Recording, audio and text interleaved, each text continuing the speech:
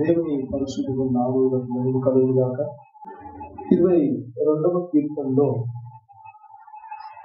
ఒక మాట చదువుకుందాం. 2వ వచనం.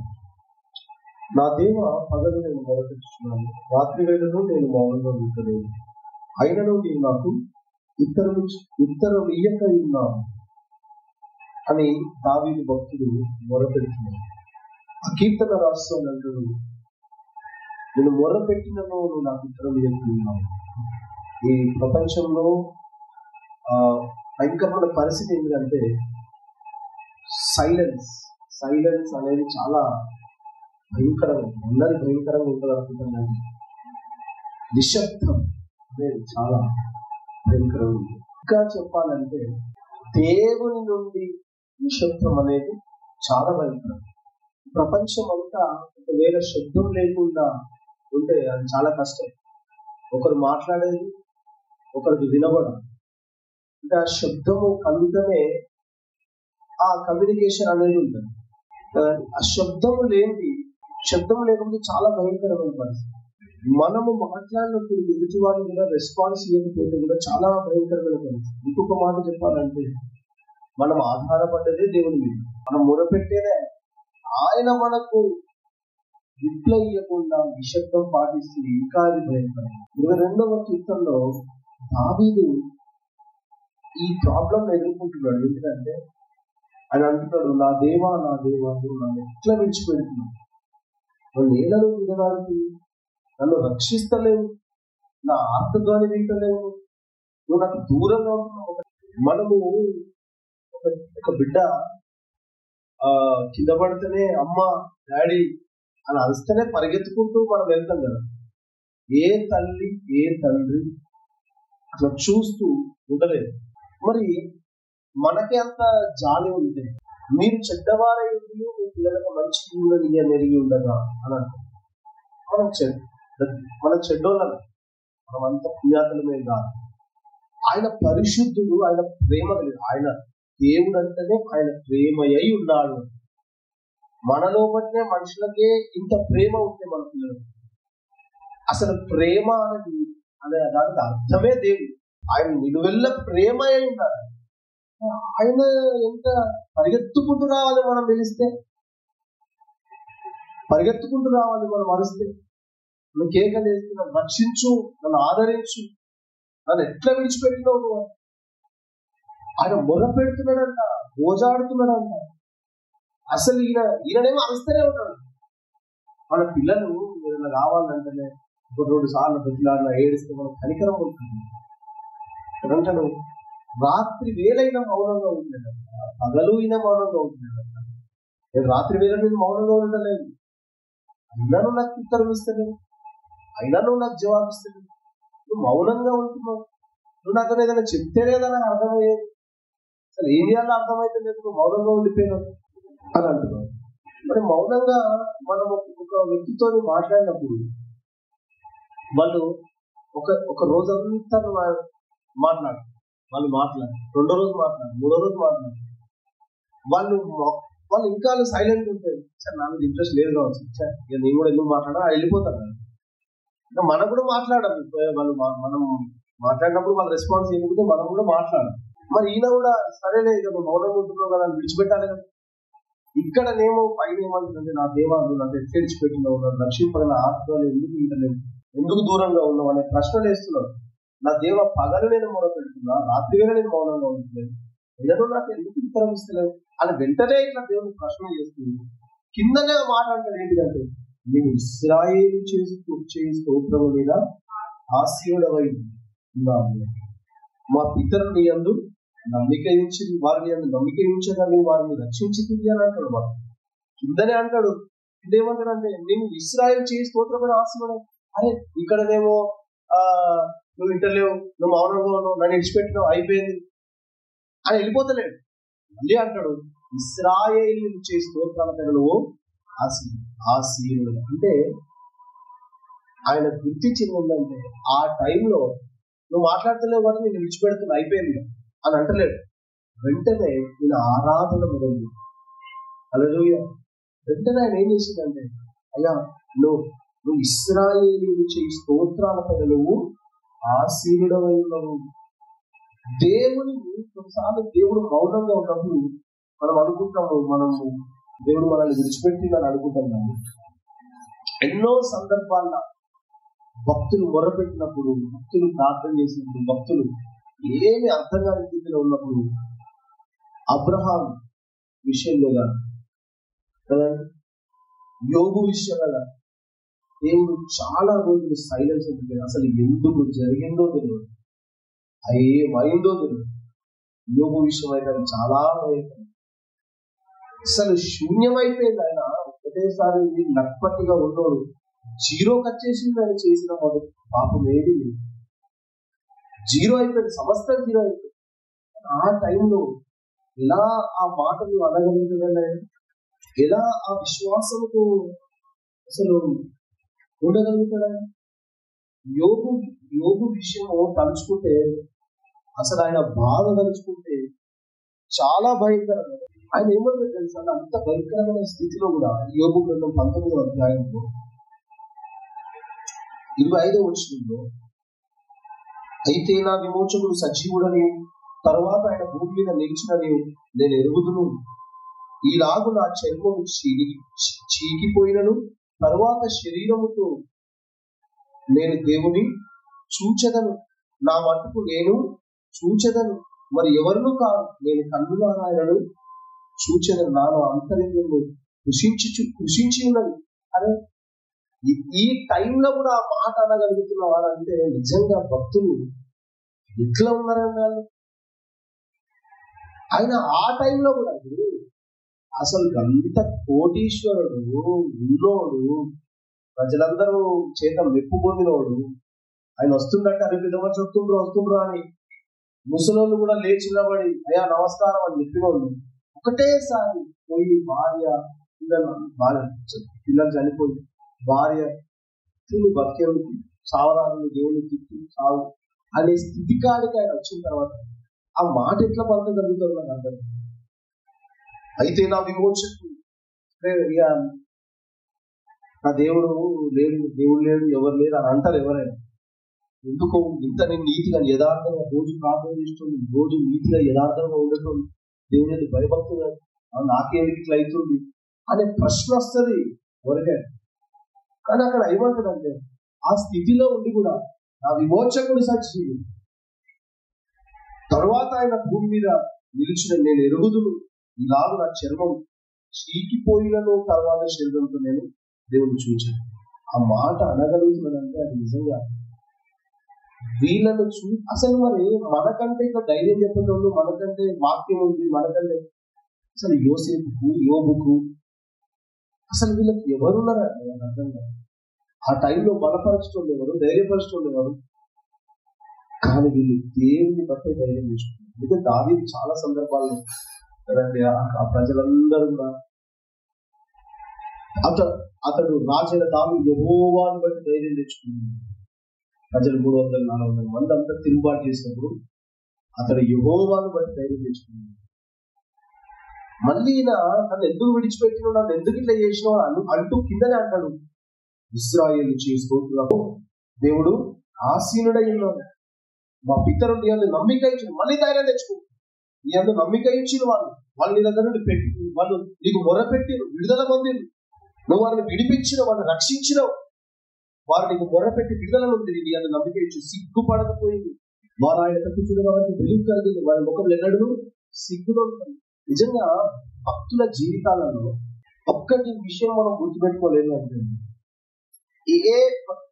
ఏ టెస్ట్ మోని మనం విన్నా, ఆఖరికి మేమైనా ఎక్కడైనా టెస్ట్ మోని చెప్తే టెస్ట్ మోని అన్నామంటే దాని వెనకాల ఎంత సఫరింగ్ ఉంటుంది, దాని వెనకాల ఎంత మానసిక ఒత్తిడి ఉంటుంది, ఫైనాన్షియల్ క్రైసిస్ ఉంటుంది, మానసికంగా ఆర్థికంగా అసలు జీరో, ఎవ్వరి సపోర్ట్ లేకుండా దేవుడు కొన్నిసార్లు ఒంటరిగా చేసేస్తాడు కొంతమంది.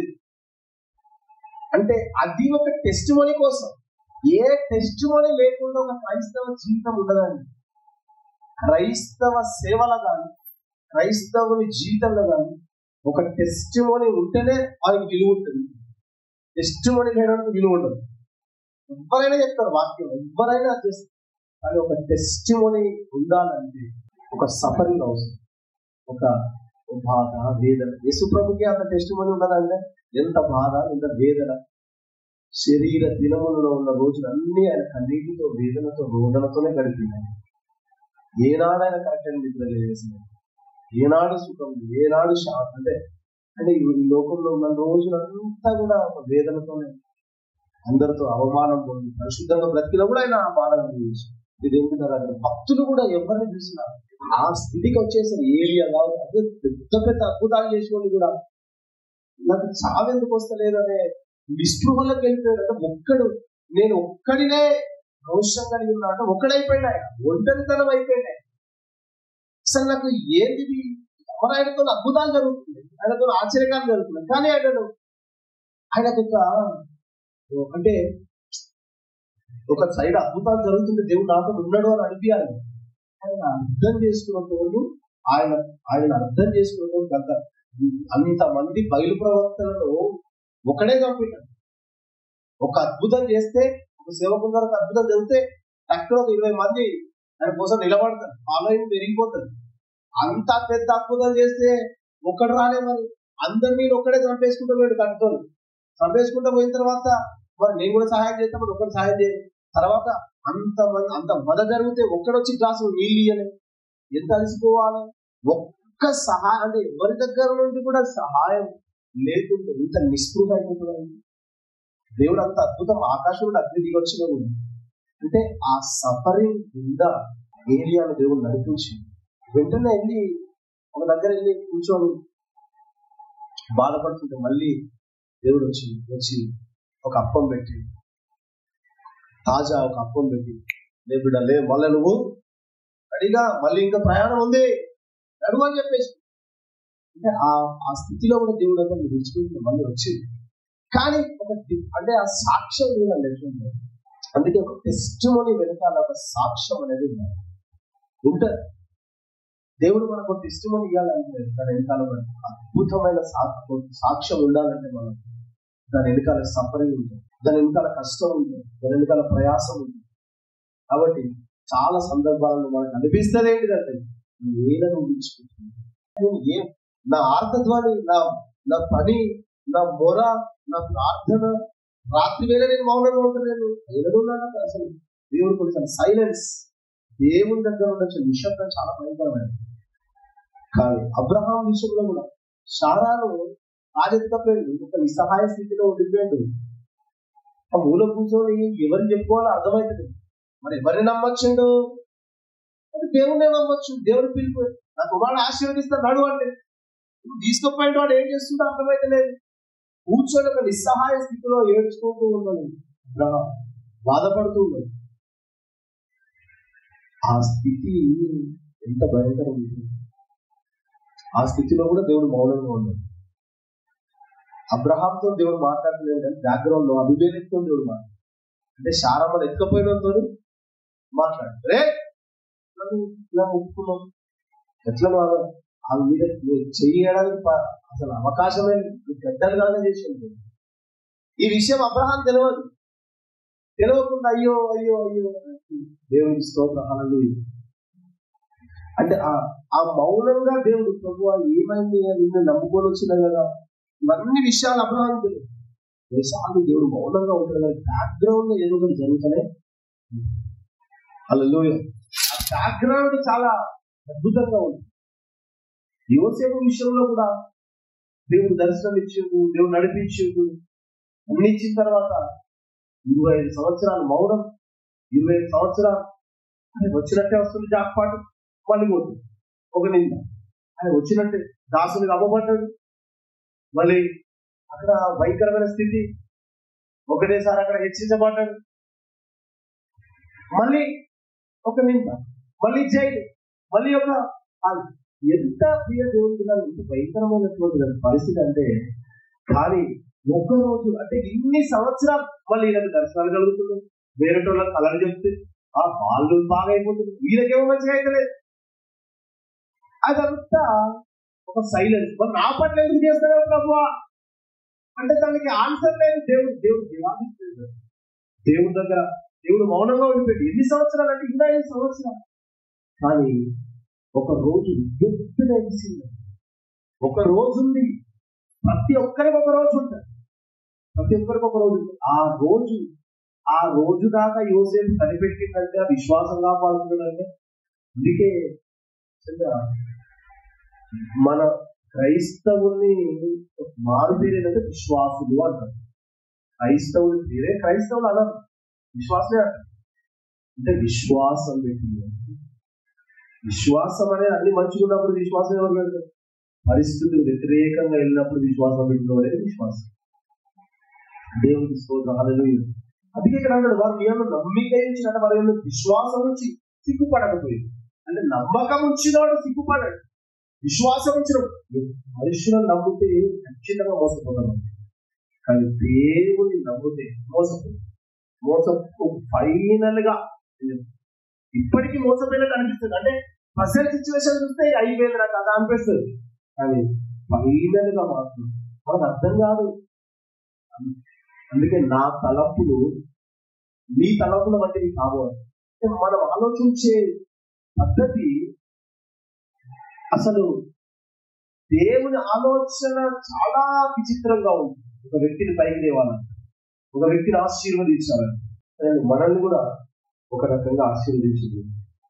ఆయన అంటాడు, మళ్ళీ నేను నరులను కాదు, నేను పురుగులు, నరుల చేత నిందింపబడిన వాడు, ప్రజల చేత ధృవీకరింపబడిన వాడు, నన్ను చూసిన వారందరూ తెలుగు తల ఆడించు నన్ను అపహసించుతున్నారు అయిన పరిస్థితిని చెప్పుకుంటున్నారు.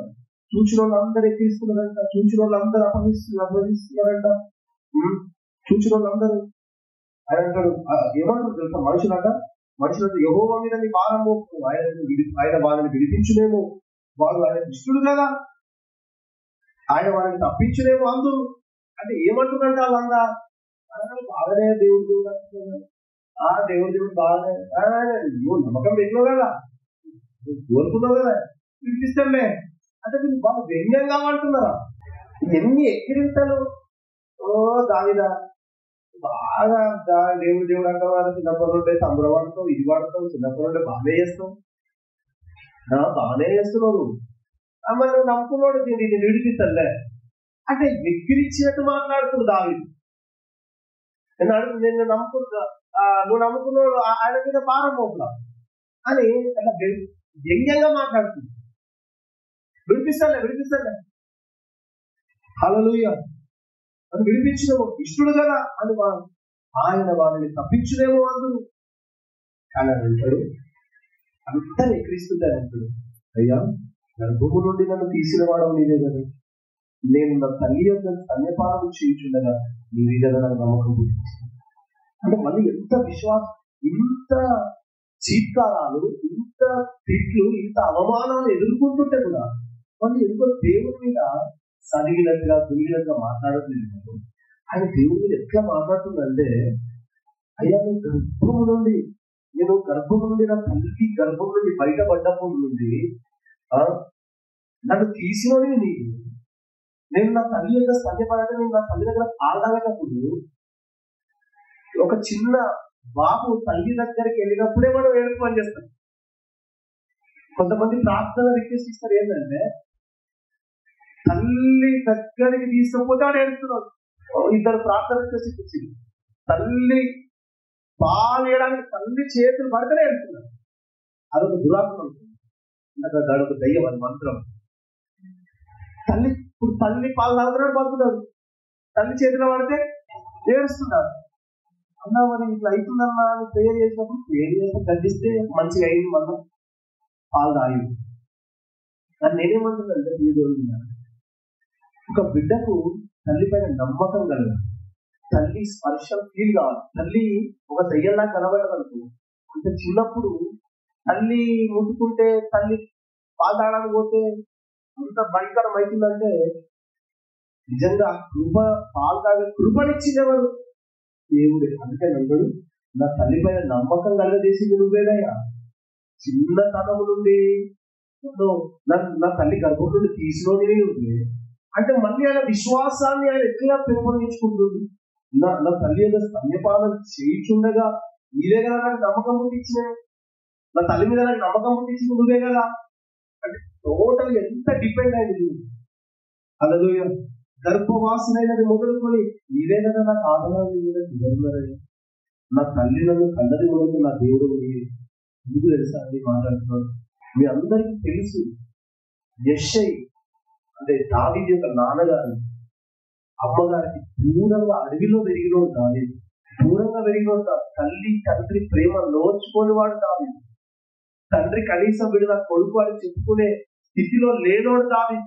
ఎప్పుడో ఆ గొర్రెలు కాసుకుంటూ ఎప్పుడో మొత్తం తన బాల్య జీవితం అంతా అడవిలోనే గడిపినోడు దావీదు. తండ్రి ప్రేమ పొందుకున్నాడు దావీదు. అందుకే ఆయన అంటాడు, నా తల్లి నన్ను కన్నది మొదలుకొని నువ్వే నా దేవుడు, నువ్వే నాకు తల్లి, నువ్వే నాకు తండ్రి. నాకు ఆయనకు ప్రేమ ఎక్కడ దొరికింది అంటే దేవుని దగ్గర దొరికింది. చిన్నతనం ఆయనకు సంతోషం ఎక్కడ దొరికింది అంటే దేవుని దగ్గర. అట్లాంటి వచ్చింది, అట్లాంటి ఉంటే కష్టం వచ్చింది. ఆయన చిన్నప్పటి నుండి ఆయన ఎట్లా అనుకుంటుంది, చిన్నప్పటి నుండి ముందే వాళ్ళు నన్ను రక్షిస్తారు, మౌనంగా ఓడిపోయాడు. అయినా అయినా నాకు దూరముగా శ్రమ వచ్చి ఉన్నది, సహాయం చేయవాడు ఎవరు లేదు. చిన్నతనం నుండి నేనేమో నమ్ముకున్నా, శ్రమ వచ్చింది, నాకు సహాయం చేసే ఏది దొరుకుతుంది, నాకు దూరంగా ఉండకు ఉన్నాడు. వృషభములు అనేకములు నన్ను చుట్టుకొని ఉన్నాయి.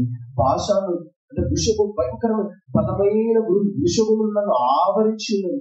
అంటే భయంకరమైన ఆలోచనలు, భయంకరమైనటువంటి వేగం, భయంకరమైనటువంటి గుళ్ళ పొదలు ఆయనను అలమటించి ఉన్నాయి. ఆయనను అవన్నీ కూడా ఆవరించి ఉన్నాయి. ఒక మేఘం ఏ విధంగానైతే ఒక ప్రాంతాన్ని ఆవరించినప్పుడు ఎట్లా భయంకరమైన పరిస్థితి ఏర్పడుతుంది. అందువల్ల జీవించును గర్జించును సింహం అనే వారు నోళ్లు తెరుచున్నాను. నేను నీళ్ళ వల్ల పారబోయబడి ఉన్నాను. నా ఎంతలన్నీ స్థానం తప్పింది. నా హృదయం నా అంతరంగం మైన వల్ల అంటే ఈయన శరీరము, ఈయన మనసు మొత్తం హృదయ వేదనైపోయి ఉన్నది, మైన వల్ల కరిగిపోయినది. అంటే అసలు నా బలం ఎండిపోయి చిన్న పెంకువలే ఆయను. నా నాలుగు నా దౌడను అందుకొని ఉన్నది. నువ్వు నన్ను ప్రేతల భూమిలో పడేసి ఉన్నావు. కుక్కలు నన్ను చుట్టుకొని ఉన్నది. కుక్కలు అంటే అలాంటి వ్యక్తులు, అరసేవాళ్ళు, నిందించేవాళ్ళు, దుర్మార్గులు. నువ్వు నన్ను అట్లాంటి చోట నన్ను పెట్టినట్టు అనిపిస్తుంది నాకు ఇప్పుడు. అంటే చిన్నప్పటి నుండి నిన్ను ఆరాధించిన, నేను గణపరిచిన, నువ్వే నాకు తల్లిగా, నువ్వే నాకు తండ్రిగా నేను చేసుకోలేదు ఉన్నా. నువ్వేమో మౌనంగా ఉన్నావు. వారు నా చేతులు నా పాదములు పొడిచి ఉన్నారు. నా ఎముకలన్నీ నేను లెక్కింపగలను. అంటే ఎంత బలహీనమైపోయింది నా ఎముకలంటే పక్కగా ఉన్న బొక్కలు లెక్క పెట్టచ్చిన వాడికి అన్నాడు. అంటే ఎంత బలహీనమైపోయింది అంటే మనాదిపోయింది, ఆలోచన బలహీనమైపోయింది. ఈ స్థితి వచ్చిందండి. కానీ దావీదుకు ఈ స్థితి ఎవరు చెప్పుకోరు. దావీదు రాజు, గొర్రెలు రాజు రాజు అంటారు. ఆయన పడిన శ్రమ, ఆ నింద, ఆ అవమానం దేవుడే దావీదు గురించి సాక్ష్యం ఇస్తూ, దావీదు ఒక బత్షెబా విషయంలో తప్ప ఇక్కడ పాపం చేయలేదు. అంటే ఆ పాపాన్ని మళ్ళీ రిపీట్ చేయలేదు. ఏదన్నా దేవుడు కొన్నిసార్లు కనిపించి సైతాన్ని లెక్క పెట్టుకుంది కాదు, కానీ మళ్ళీ ఆ పాపం మళ్ళీ చేయలేదు. ఒకసారి బయటపరచుకోండి. మనమైతే చేస్తూ చేస్తూ చేస్తూ చేస్తూ మళ్ళీ మళ్ళీ మళ్ళీ మళ్ళీ చేస్తూ ఉంటాం. కానీ దావీదు చేసిన పాపాన్ని గుర్తు చేసుకుంటాం. దావీదు ఆయన రాజు అయ్యాడు, రాజుత్తగానే ఆయన రాజు ఒకటేసారికి ఎక్కిపోయాడు. దేవుడు వాగ్దానం ఎప్పుడు ఇచ్చిందని ఆయన చిన్న ఉన్నప్పుడు దేవుడు వాగ్దానం ఇచ్చిండు. మళ్ళీ సమయాలు వచ్చి నూనెతో అభిషేకించి రాజు అయితే ఇంతగా ఇంకా మరి దీని వెనకాల ఎంత ప్రయాసం. ఇంతగానే డైరెక్ట్ గొలియాతుని చంపుతూనే రాజు అయితే ఒక ఉన్నతమైనకి ఆయన పొజిషన్ వచ్చేసిందా రాలే. అభిషేకింపబడ్డ తర్వాత కూడా ఎంత ప్రయాసం, ఎంత వేదన, ఇంత టెస్టిమోనీ వెనకాల, ఒక ఘనత వెనకాల, ఒక పొజిషన్ వెనకాల ఇంత ప్రయాసం ఉంది, ఇంత నింద ఉంది, ఇంత అవమానం ఉంది, ఇంత ఒంటరితనం ఉంది. నా ఎముకలని నేను లెక్కింపగలను. వారు నిదానించు దాన్ని ప్రేరించు అందరూ వచ్చి ఒకవేళ మన ఇంట్లోనే చూసి ఇంత పక్కలేను మన పేషెంట్ అయినప్పుడు చూస్తారు. మరణ పంటలు ఉన్నప్పుడు అందరు వచ్చి చూసుకుంటూ పోతున్నాను. వచ్చి నిదానించి బొక్కలన్నీ బయటపడి బలహీనంగా ఉండి ముఖం అంతా వేసుకున్నప్పుడు అందరూ ఆ స్థితి వచ్చేసింది దావీదుకి. అందరూ వచ్చిన వాళ్ళందరూ మనం బక్కగైన దుడ్డైన అంటే మనకు అంత బాధ వచ్చి దేవుడు అది చెప్పాను ఇట్లా అయిపోయాను ఏమని అట్లా అంటే ఒక జాలిగా చూసుకుంటూ ఉంటే మనకి ఎట్లా అనిపిస్తుంది? దావీదు ఎట్లా అనిపిస్తుంది? అందరు విధానించి చూస్తున్నారండి, మీకు ఏం పుట్టిందో ఏం మాయరోగం వచ్చిందో, మీరు పని వీరికి గత్తరికి ఇట్లా అయింది, దీనికి ఇట్లా అయింది, చీమేరలో తిడుతుంది, మన్ను పోసిన ఉన్నారు దావీదు మీద. మనగా స్థితి వచ్చిందో దావీదుకి ఎన్ని అనుభవించిందండి. అందుకే మనం ఇందులో అసలు కొద్దిగా అనుభవించిన లేదు అందులో ఎన్ని అనుభవించింది. కానీ ఈ స్థితిలో కూడా దేవుడి మీద ఆధారపడుతున్నాను అని అంటాడు. యెహోవా వచ్చింది, యెహోవా దూరంగా ఉండదు, నా బలమా త్వరపడి నాకు సహాయం చేయదు. ఆయన మరి అంత బక్కగా అయిపోయి ఎముకలు లెక్క పెట్టింది ఆ మనో వేదన అలాంటి స్థితిలో మళ్ళీ నా బలం నువ్వే, నాకు ధైర్యం నువ్వే, నా బలం. అందుకే ప్రతి చోట నా బలమా, నా కోట, నా కొండ, ధైర్యమా, నా ఆధారమా, నా ప్రకారమా. దావీదు డిపెండెంట్ ఆధారపడ్డ వ్యక్తి ఎవరి మీద? దేవుడి మీద. ఒక్కసారిగా సైజాన్ని లెక్క పెట్టి ఓవర్ యాక్షన్ చేసి కానీ మిగతా టైం అంతా మాక్సిమం దేవుడి మీద ఆధారపడదు. ఎందుకంటే గొల్యాతు విషయంలో కూడా మనం చూస్తాం కదా, అంతటోని కూడా ఎదిరిటి పోయిందంటే ఎంత ఆధారపడుతాడు, నా దేవుడు నా ఖచ్చితంగా చేస్తాడు, నా పక్కన నిలబడతాడు, ఎంత ధైర్యం దావీదు పొంది ఉండొచ్చు. నా బలమా బలపడి నాకు సహాయం వచ్చు, ఖడ్గము నుండి నా ప్రాణము, కుక్కల బలము నుండి నా ప్రాణము తప్పింది, సింహపు నోటి నుండి నన్ను. ఎట్లా ప్రార్థన చేస్తాను? ఇంత టెన్షన్ లో ప్రార్థన ఎట్లా వస్తుందని ఒక మాట, వ్యక్తిగత ప్రార్థన ఎప్పుడు మానలేదు. ఈ స్థితిలో వ్యక్తిగతంగా ప్రార్థన చేయడం దావీదు మానలేదు. అందరం కలిసి ప్రార్థన చేసుకుందాం అంటే కలిసి ఎవరైనా చచ్చినట్టు మోకరించాల్సింది. కలిసి ప్రార్థన ఇవ్వాలి, ప్రార్థన చేస్తే ఎవరైనా ప్రార్థన రానోళ్ళు కూడా ఉంటుంది అనుకుంది. ఈ స్థితిలో కూడా ఈయనకంటూ ప్రార్థన చేద్దాం అని పురుగోలు పుట్టలే చెప్పేటోళ్ళే. ఈయన వ్యక్తిగత ప్రార్థన, వ్యక్తిగతంగా సమయం దేవుని దగ్గర చాలా పెట్టుకున్నాడు. అని అంటున్నాడు, నన్ను రక్షించు ప్రభు. ఈ టైంలో ఎంత భయంకరమైన అందరూ చూసి విక్రిస్తున్నారు. నువ్వు నమ్ముకున్న దేవుడు చేతలే అని ఇచ్చేటోళ్ళు ఉన్నారు, నిందించేటోళ్ళు ఉన్నారు, వాళ్ళని మీద వాడిని చీల్చేటోళ్ళు ఉన్నారు, నష్టం చేద్దామని మోసం చేద్దామని చూసేటోళ్ళు ఉన్నారు. ఇంత జరుగుతుంటే ప్రార్థన ఎట్లా వస్తుంది? ఆ విశ్వాసం ఎట్లా వస్తుంది? ఆ నమ్మకం ఎట్లా వస్తుంది? కానీ నాకు ఎవరున్నారయ్యా? ఆకాశంలో లేవు తప్ప. ఎంత అద్భుతమైన మాట్లాడుతుంది. ఎవరున్నారు అంటే తన హృదయాన్ని కుమ్మరించుకోవడం అంటే ఇదేనండి. దేవుని దగ్గర హృదయం కుమ్మరించుకోవడం అంటే ఇదే. తన హృదయంలో నుండి మాట్లాడుతున్నాడు. ఇది చాలా చోట్ల ఆకాశంలో లేవు తప్ప నాకు ఎవరున్నాను, ఈ లోకంలో లేవు తప్ప నాకు ఏది అక్కరలేదు, ఏదో అవసరం. దేవునితో క్లోజ్ ఇంటిమేట్ అయినాడు, దగ్గర సంబంధం ఉంది. ఎవరు? అందుకే దావీదు నాకు ఇష్టానుసారం అంటుంది దేవుడు. దావీదు పాపం చేసేది కావచ్చు కానీ ఇంత క్లోజ్ అనమాట. ఏ పరిస్థితి వచ్చినా దావీదు క్వాలిటీ ఏంటంటే ఆ స్థితిలో కూడా దేవుని బట్టి ధైర్యపడతాడు, దేవుని బట్టి ముందుకు వెళ్ళిపోతాడు. దేవుని బట్టి దావీదు భార్య సౌలు కుమార్తె ఎగిరిచ్చింది, చిన్న చూపు చూసింది. ఆ భార్యనే చిన్న చూపు చూస్తే భార్యనే ఎట్లా అనిపించాలి? కానీ దేవుని వైపు చూసింది, ప్రతి విషయంలో కూడా దేవుని వైపు చూసింది. హల్లెలూయా హల్లెలూయా. అన్నాడు, గుడిపోతు కొమ్ముల నుండి నన్ను రక్షించి నాకు ఉత్తరం ఇచ్చి ఉన్నావు అంటాడు. సింహపు నోటి నుండి నా రక్షింపు, గుడిపోతున్న కొమ్ముల నుండి నన్ను రక్షించి నాకు ఉత్తరం ఇచ్చి ఉన్నావు, నీ నామమును నా సౌలులకు ప్రచురపరచెదను. ఇంత చెప్పిన తర్వాత ఇక్కడ అంతా చేసిన తర్వాత కిందనే నాకు ఉత్తరం ఇచ్చి ఉన్నావు అంటే ఒకటే కీర్తనలో మౌనం, కుశల్మ, వేదన, బాధ ఇన్ని ఉన్న తర్వాత మళ్ళీ నాకు ఉత్తరం ఇచ్చి ఉన్నావు అని ఆన్సర్ దొరికింది.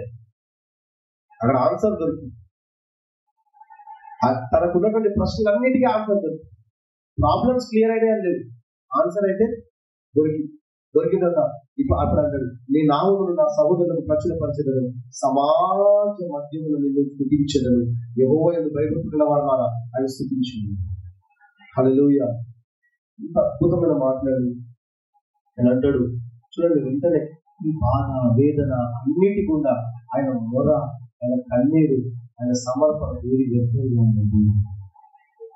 ఆయన అంటాడు, అద్భుతమైన మాట అంటాడు, సింహపు నోరు నుండి నన్ను రక్షించినావు అంటే రక్షింపు అంటాడు. వెంటనే గురుపోతు కొమ్ముల నుండి నన్ను రక్షించి నాకు ఉత్తరం ఇచ్చినావు, నీ నామము నా సోదరుడు.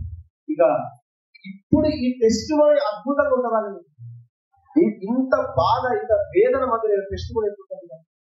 రక్షించిన ఇప్పుడు ప్రచురపరిస్తే ఏసే గొప్ప దేవుడు, ఏసే నమ్ముకో, ఏసే గొప్ప దేవుడు, ఏసే ఇట్లా అట్లా అంటే శబ్దం ఎలా మనం అనుభవించితే నేను దినాలు అదే దేవుడు అనుభవ జ్ఞానము అని పేరు రాసిన రెండో పత్రికలో 1వ అధ్యాయంలో మీరు దేవుని గురించి అనుభవ జ్ఞానం పొందుకోవాలని. అనుభవ జ్ఞానం అంటే యేసు క్రీస్తుని అనుభవించి జ్ఞానం తెచ్చుకోవాలి. జ్ఞానం అంటే యేసు క్రీస్తుని అనుభవించి అనుభవంలోనే తెచ్చుకోవాలి. ఆయన అద్భుతాన్ని మనం అనుభవించాలి, ఆయన క్రియలు మనం అనుభవించాలి. మనం చెప్పాలి, మనం అద్భుతాన్ని మనం అంటే ఆ క్రియలను మనం అనుభవించకుండా ఏసైని మనం ప్రచురించలేము. ఏసై నమ్ముకోండి, ఏసై నమ్ముకోండి, ఏసై నమ్ముకోండి వస్తాం అని చెప్తాం. పేతురు రాసుకుంటుంది 2వ పత్రిక 1వ అధ్యాయం 2వ వచనం, తన మహిమను బట్టి గుణాతిశయమును బట్టి మనల్ని పిలిచిన వారిని గూర్చిన అనుభవ జ్ఞాన మూలముగా ఆయన దైవ శక్తి జీవమునకు భక్తికి కావలసిన వాటన్నిటికీ మనకు దయచేయుచున్నందున. ధ్యానించండి, తన మహిమను బట్టి గుణాతిశయమును బట్టి మనల్ని పిలిచిన వారిని గురించిన అనుభవ జ్ఞానం, మనం పిలిచిన వారిని గురించి ఆయన గురించిన అనుభవ జ్ఞానము కలిగి ఉండాలంట. దేవుని కూర్చున్నట్టు మన ప్రభు వేసుకుంటున్నట్టు అనుభవ జ్ఞానం వలన నీకు కృపయు సమాధానం విస్తరించుగాక అని చెప్తాడు. అక్కడ కింద అంటాడు మళ్ళీ 8వ వచనం, ఇవి మీకు కలిగి, ఏది మీకు కలిగి అంటే 5వ వచనం, ఈ ఆ హేతు చేతనే మీ మటుకు మీరు పూర్ణ జాగ్రత్త కలవై మీ విశ్వాసముందు సద్గుణముందు సద్గుణముందు జ్ఞానమునందు ఆశానిగ్రహమునందు సహనమునందు భక్తి యందు సహోదర ప్రేమ యందు దయను అమర్చుకొనుడి. ఇవి మీకు కలిగి విస్తరించలేదా? అవి మన ప్రభు అయిన యేసు క్రీస్తుని గూర్చిన అనుభవ జ్ఞానములో మిమ్మల్ని సోమరులైనను నిష్ఫలులైనను కాకుండా చేయి. మనల్ని సోమరుగా నిష్ఫలంగా అంటే ఫలించిన వ్యక్తిగా మనల్ని చేయదని, నిష్ఫలు కాకుండా మనం చేసేది ఏంటిది? అనుభవం. ఏ విషయంలో అనుభవం? ఇవన్నీ ఉన్నాయి, విశ్వాసం, సద్గుణం ఇవన్నీ ధ్యానిస్తే అద్భుతంగా ఉంటుంది. కానీ నేనేమంటాను, అనుభవంతో తెలుసుకోవాలి, ఏదో మామూలుగా చెప్పడం కాదు. దావీదు ఇప్పుడు ప్రచురపరుస్తున్నాడు ఏమని? నీ నామమును నా సహోదరులకు ప్రచురపరచెదను, సమాజ మధ్యమున నేను స్తుతించగలను. ఇప్పుడు స్తుతించగలుగుతాడు ఆయన. ఎందుకు? ఒక అద్భుతమైన అనుభవ జ్ఞానం ఆయన పొందుకున్నాడు. ప్రైజ్ ది లార్డ్, హల్లెలూయా. యెహోవా యందు భయభక్తుల వారలా ఆయన స్తుతించుడి, యాకోబు వంశస్థులారా మీరందరూ ఆయన ఘనపరచుడి, ఇశ్రాయేలు వంశస్థులారా మీరందరూ ఆయన భయపడుడి. ఆయన బాధపడు వారి బాధను ధృవీకరించలేదు ఎవరైనా. ఈయన బాధ చెప్పగలుగుతున్నాడు ఆయన. ఫస్ట్ వచ్చిన అంతా ఎందుకు విడిచిపెట్టినావు, ఎందుకు ఇట్లా అయిపోయింది, నా బతికెందుకు ఇట్లా అయింది, నా బతికెందుకు ఇట్లా అయింది అన్నాడు. చాలా చోట్ల ఏడిపే గొర్రెలేదు, మౌనంగా ఉన్నాడు, ఇట్లా అయింది అట్లా అయింది అన్నాడు. హలో, బాధపడు వారు బాధను ధృవీకరింపలేదు. తను చూచాను అసహ్యపడలేదు, అతనికి తన ముఖము దాచలేదు. నువ్వు వాళ్ళ ముఖం దాచిపెట్టినావు, నువ్వు మౌనంగా ఉన్నావు, నువ్వు ఇట్లా అయినావు అన్నోడే మళ్ళీ అంటాడు దాచిపెట్టు. లేదు, ఆయన బాధపడు వారి బాధను ధృవీకరింపలేదు, దాన్ని చూచి ఆయన అసహ్యపడలేదు, అతనికి తన ముఖము దాచలేదు. వాడు ఆయన మొదలుపెట్టగా ఆయన ఆలకించను, మహా సమాజంలో నేను కూర్చుని అప్పుడు వాడతామని మీ దుఃఖము సంతోషమగు కదా, మీ దుఃఖము నాట్యముగా మార్చడం అంటే అది అప్పుడు నిజమైన నాట్యం. మనం ఎంత నాట్యం చేద్దాం అంటే ఎంత నాట్యం చేసినా అది ఏదో పైకే, కానీ నీ హృదయములో ఆ సంతోషాన్ని నువ్వు వద్దన్నా నాట్యం చేస్తావు. ఆయన ఎవరో చేతిలో కూడా నాట్యం చేస్తావు, ఎక్కడ నిలబెట్టినా చేస్తాను, ఎందుకంటే ఆనందం అన్నది. అందుకే దావీదు నాట్యం చేస్తాడు అందరూ ఉండదు. ఎందుకంటే ఆ ఆ ఆనందం ఎవరు పెట్టినారు? దేవుడు అతని హృదయంలో పెట్టింది. దేవుడికి స్తోత్రం కలుగునుగా. హల్లెలూయా. ఇన్ని బాధలు భరించి మనసాన్ని తీసుకొస్తుంటే నాట్యం చేయకుండా ఎట్లుంటాడండి? తన భార్య దూషించినా ఎక్కిరించినా నాట్యం చేస్తున్నాడంటే ఎంత ఆయన దుఃఖాన్ని దేవుడికి నాట్యంగా మార్చిన అవన్నీ తలుసుకున్నాడు కావచ్చు ఆయన హృదయంలో. అవన్నీ తలుసుకోలేని నాట్యం పుట్టింది కావచ్చు హృదయంలో గంతులు. ఒక రోజు మనకు ఉంటాడు తెలిసింది. హల్లెలూయా. కానీ అతడు ఆ విధంగా ఒంటరిగా పుట్టిన దేవుడు దేవుడి మీద ఆధారపడ్డాడు. ఒంటరిగా దేవుడు చిక్కింది. ఎవ్వరు కాదు, యాకోబుగా ఒంటరిగా చిక్కినప్పుడు దేవుడు ఒక అద్భుతంగా సాధనగా మలుచుకుంటాడు. దేవుడు జవాబు ఇచ్చేటప్పుడు ఎవరున్నారయ్యా? కన్విన్స్ చేసేసింది దావీదు. ఎవరున్నారు చెప్పు? నువ్వు కన్విన్స్ చేసుకోగలిగింది. దావీదు కన్విన్స్ చేసేటట్టు ఎవరు చేయలేదు. వాళ్ళు నిన్ను స్తుతించురా, నీ సత్యం గురించి ప్రకటించురా, నేనైతే నేను స్తుతిస్తా, నేనైతే నేను గణపరుస్తా, నేను బ్రతుకుతే నిన్ను ప్రకటిస్తా. ఆయన ఎట్లా చేస్తాడో కానీ ఆయన దావీదు దేవుని హృదయాన్ని పిండి చేసేస్తాడు, అంటే కరిగించేస్తాడు. దావీదు దేవుడు మనకు కూడా మనం అంటే అంత నేను అంటున్నా దావీదు మాటలతో కన్నా కన్నీటితోనే కరిగించింది. ఎందుకంటే ఇక్కడ నా దేవ నా ఆర్తధ్వని, నా మొర ఆర్తధ్వని ఇవన్నీ కన్నీరే, అన్ని కన్నీరే. హల్లెలూయా. ఒక మాట అంటే దేవుడి మీద అంతగా దేవుడి మీద దావీదు డిపెండ్ అయ్యాడు. ఎలా కూడా డిపెండ్ కావాలి. కొన్నిసార్లు మనకు అర్థం కావు, కొన్ని కార్యాలు మనకు అర్థం కావు. దేవాలు నాకు జవాబు ఇవ్వు, నన్ను దర్శించు ప్రభు, నన్ను బలపరచు ప్రభు. ఏం చేయాలో అర్థం కావట్లేదు. నీ దర్శనాన్ని బయలుదేరచ్చు, నీ ప్రత్యక్షతను బయలుదేరచ్చు, నువ్వు మాట్లాడలేదు కదా అని మనం అడగాలని అంతే కాదు, మనకు ఆప్షన్ లేదు. దేవుడు మనల్ని బలపరుస్తాడు. ఆయన మాట్లాడే దేవుడు. ఆయన ఎన్నో రకాలుగా మాట్లాడు, ఒక సందర్భంలో ఆ 3 రోజులు నరకం. ఇది ఇక్కడ నిలబొట్టేటప్పుడు అయితే సామాన్ అంతా తెచ్చి ఇక్కడ పెట్టేసుకున్నాం. అది ఇంకా చిన్నగా ఉండే కదండి, ఇక్కడికే ఉంది. సామాన్ అంతా తీర్చుకుని తీసుకొచ్చి ఇక్కడ పెట్టిన తర్వాత అక్కడనే మూలకు పడుకుంటుంది. ఆ రాత్రి దేవుడు అది ఆ 3వ రోజు 2వ రోజు ఏమో నాకు గుర్తులేదండి. నేనైతే ప్రార్థన చేసుకుంటే బలపీఠం మీద ఉన్నాను. రాత్రిపూట అక్కడ పడుకున్నప్పుడు నిజంగా ఎంత అద్భుతమైన ఆదరణతో కూడా మాట్లాడారు. ఆ స్వరము ఒక వెలుగులో ఉంది. ఆ స్వరము 1 తెస్సలోనికి రాసిన పత్రిక 3వ అధ్యాయం 1 నుండి 4 వచనం చదువు అని నిజంగా అక్కకు ఆ మాట వినిపించినప్పుడు 2 సార్లు ఆ మాట వినిపించారు. కాబట్టి ఇక సహింపజాలకు ఏ తెలుసు మట్టుగా ఉండటం మంచిదని ఎంచి ఈ శ్రమల వలన ఎవరినూ కదిలింపబడకున్నట్లు మిమ్మల్ని స్థిరపరచుటకు ఈ విశ్వాస విషయమై మిమ్మల్ని హెచ్చరించుటకు మన సహోదరులను క్రీస్తు సువార్త విషయంలో దేవుని పరిచయం తిమోతిని పంపితిని. మేము మీ యొద్ద ఉన్నప్పుడు మనము శ్రమను అనుభవించవలసి ఉన్నదని మీరు మీతో ముందుగా చెప్పింది కదా. అలాగే జరిగినది. ఇప్పుడు ఇది మీకు తెలియదు. అటు శ్రమలను అనుభవించడానికి మనం ఏమనుకునే వారు మరి మీరు ఎరుగుదురు అని. ఇక్కడ దేవుడు మాకు శ్రమలను విడిపిస్తాను ఒక్క వాగ్దానంగా లేదట, ఒక వాగ్దానం కూడా లేదా. కానీ ఆ రోజు ఆ దేవుడు ఆ మాటతో దర్శించింది. ఏదో ఒక మాట మాట్లాడితే చాలు మనకు ధైర్యం దొరుకుతుంది, మనకు ఆదరణ దొరుకుతుంది. అది ఏ మాట అయితే నా బిడ్డను నేనున్నా అనే మాట కోసం చాలు మనం ఆ ప్రాబ్లం తీసేయాల్సిన అవసరం లేదు. దేవుడు నా పక్కన ఉన్నాడని కాక ప్రాబ్లం అధిగమించి వెళ్ళిపోతుంది. హల్లెలూయా. ఆ మాట ఇంత క్లియర్ గా ఉంది. దేవుడు ఆ రోజు ఆ పరిస్థితులు ఎవరున్నారు? విశ్వాసం ఎవరు లేదు. మమ్మల్ని ఎవరున్నారు? అందరు చిన్న చిన్న పిల్లలు, పెద్దోళ్ళు ఎవరున్నారు, పిల్లలు ఎవరున్నారు, సంఘ పెద్దలు ఎవరున్నారు, బ్యాక్గ్రౌండ్ ఏమున్నది, డబ్బులు ఎక్కడ ఉన్నాయి, ఎవరు తల్లిదండ్రులు ఎవరు సపోర్ట్ ఉన్నారు, ఏమున్నది అసలు టోటల్ జీరో. ఎక్కడ పెట్టుకోవాలి, ఎత్తుకోవాలి, సామాన్ ఏం చేయాలి, ఎక్కడికి పోవాలి ఏం తెలియదు నాకు అసలు. మరి ఎవరి మీద ఆధారపడ్డాం, ఎవరి పిలిచి వచ్చినాం, ఎక్కడికి వచ్చినాం, ఏం చేస్తున్నాం, ఏం అర్థంగా జీరో. అక్కడే ఉన్నాయి చాలా పరిస్థితి. Zero zero zero. ఏం చేయాలో అర్థమైతే లేదు. దేవుడా నువ్వే నీకు కానీ జ్యోత నాకు కూడా నన్ను కూడా నాతో కూడా మాట్లాడు. దేవుడు ఆల్రెడీ క్లియర్ గా దేవుడి స్వరం వచ్చింది.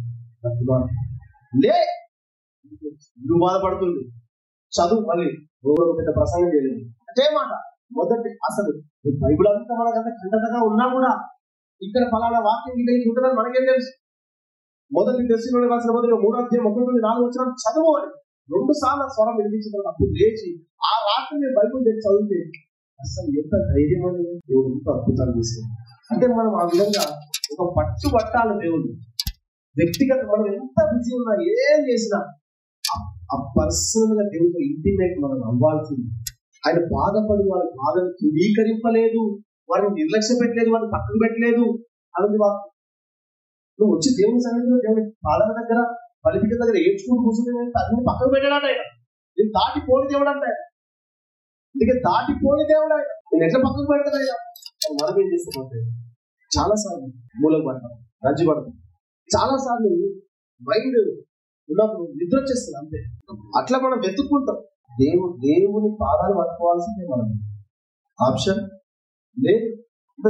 దేవుడే మనకి మనం అన్ని ఇట్లా అడగాలి దేవుడు అంటే నాకు పడినట్టే పడ్డాను, నాకు దర్శనం దొరుకుతుంది వాక్యం ద్వారా ఏదో ఒక నాకు గుర్తుదాన్ని దయచి విద్యలో ఒక రకంగా ఓషంలో దేవుడు ఒక రకంగా మాట్లాడి ఒక్కొక్కరికి ఒక్కొక్క రకంగా దేవుడు నాకు సేవా రంగం కోసం ప్రవచనం ద్వారా చేశాడు.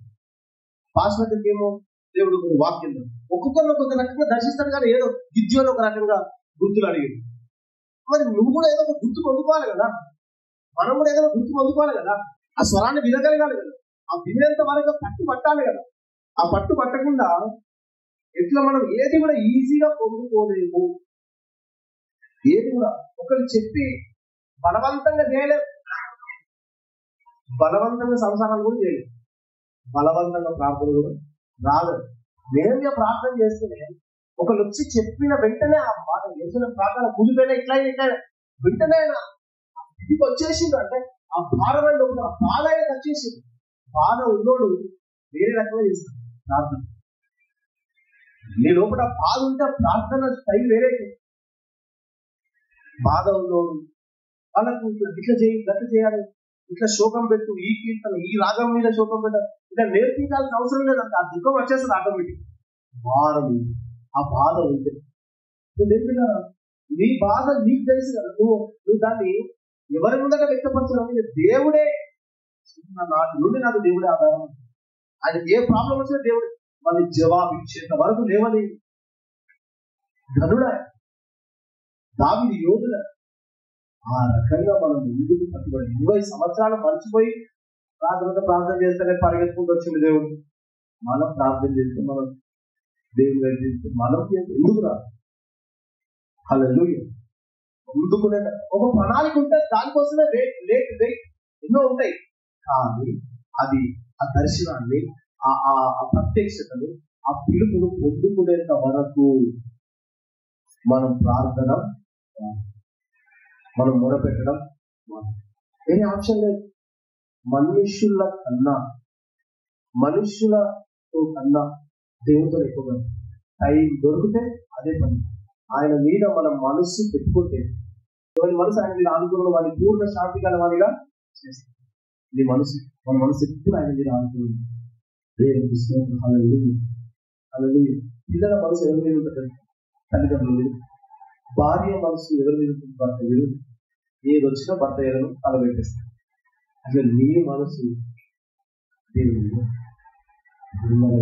ఒక్కసారి ఆయన ఎదపైన తలబెట్టి నిరున్నరయ్యా కనికర పడే దేవుడు అంటే నేను ఉన్నాను. ఆయన గుడి చేత తలబట్టుకుంటున్నాడు. ఎంత అద్భుతమైన మాటలు మాట్లాడుతున్నా. దావీదు అదే కీర్తనలో అన్ని వినగలిగింది. ఇంకనే మళ్ళీ అద్భుతాలు పొందుకుంటాడు. వాళ్ళు ఆ పరిస్థితి ఏమంటాడు? గురుపుత్ర కుబులు నన్ను విడిపించి రక్షించిన వైద్యులు నేను స్తుతిస్తా, ఆయన గణపరుస్తా. ఆయన అంటాడు సర్వ జిల్లాలు రండి స్తుతిస్తాం, గణపరుస్తాం. ఆయన బాధ ఆయన మళ్ళీ వాళ్ళకి చెప్తా కదా, బాధపడి వారి బాధలు ధృవీకరింపడు తెలుసా? బాధపడ్డాడు ఎవడు కాదు, నేనే బాధపడ్డా. నన్ను ధృవీకరించలేదు దేవుడు, నన్ను చూసి అసఖ్యపడలేదు. నేను అనుకున్నా మౌనంగా ఉన్నాడు, ముఖం దాచిపెట్టాడు, పక్కకి వెళ్ళిపోయాడు అనుకున్నా, దాటిపోయాడు అనుకున్నా. లేదు, ఆయన ముఖము అతనికి తన ముఖము దాచలేదు. వాడు ఆయన మొరపెట్టాడు. ఆయన అంటే ఆలగించిండు. నేను అనుకున్నా మౌనంగా ఉన్నాడు కాదు, వింటున్నాడు. విన్నరు. ఇదంతా అనుభవంతో చెప్తారు. అందుకే అనుభవ జ్ఞానం. ఇదంతా మనం అనుభవంతో ఫ్యూచర్లో మనం అనుభవించి చెప్తే ఇంకా పవర్ఫుల్. దేవుడికి స్తోత్రం కలుగుగా. ఈ వాక్యము జీవవాక్యము అంట. జీవవాక్యం. జీవవాక్యమును చేత పట్టుకొని అన్నావు నువ్వు అగ్గిగా వెలుగుది అన్నిల మధ్య. జీవవాక్యం అంటే వాక్యము. వాక్యములో జీవం ఉండాలంటే వాక్యములో పరిశుద్ధాత్మ దేవుడు పనిచేయాలి. నీ సాక్ష్యం కూడా, నీ లైఫ్ కూడా పనిచేయాలి. అప్పుడు అది అనేక అన్ని జనులకు తిరిగిగా ఒక వెలుగుగా మారుతుంది. హల్లెలూయా. కాబట్టి అద్భుతమైనటువంటి సాక్ష్యము మనందరి జీవితాల్లో దావీదు ఏ విధమైనటువంటి సాక్ష్యాన్ని అనుభవ జ్ఞానం మనం కూడా పొందుకున్నాము దాకా ప్రార్థన చేస్తాం.